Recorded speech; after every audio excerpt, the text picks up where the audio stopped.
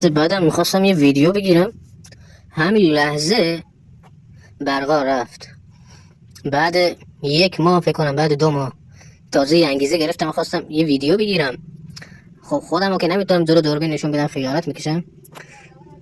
تازه یه ماسک جور کردم، از یه جایی دزدیدم، میخوام ماسک رو سر بکنم ویدیو بگیرم بذارم واسه شما.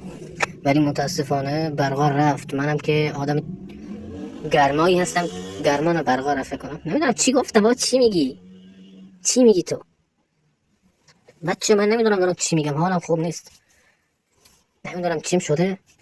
چند روز فکر کنم دارم یه جوری میشم. صبح بلند میشم هر روز به فکرای عجیب غریب دست پیدا میکنم. حتی نمیدونم دارم چی میگم، نه کلمات رو درست اجرا میکنم، نمیدونم چمه. یک درمانش بلده، بیا بهم بگی خدایی، نمیدونم چه مرگمه.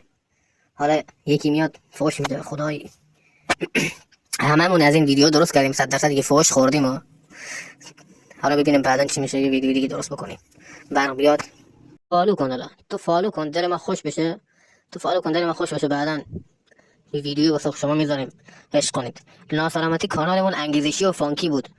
نمیدونم چرا حالا هوام هوس کردم، حالا هوام هوس شده. بجنگه بگم شده میگم کردم. چی کردی بابا؟ خودت دیوونه ای، نمیدونی داری چی میگی. بچه‌ها نمیدونم فاز چی گرفتم، اصلا فازم معلوم نیست. یکی حالا بی خیال بابا، انشالله ویدیو بعدی درست بکنیم، انشالله اصلاح بشیم. چی میگیم بابا؟ این چی کاراییه آخه؟ خب باشه ادامه بدیم. خب شما ما رو فالو کن، سابسکرایب کن، بعدا ان یه کاری میکنیم، شما رو راضی میکنیم. فقط این اول سر تازه ویدیوهایی که من درست میکنم اصلا حرف ندادم. این اولین ویدیویی که دارم حرف میزنم، اصلا نمیدونم دارم چی میگم.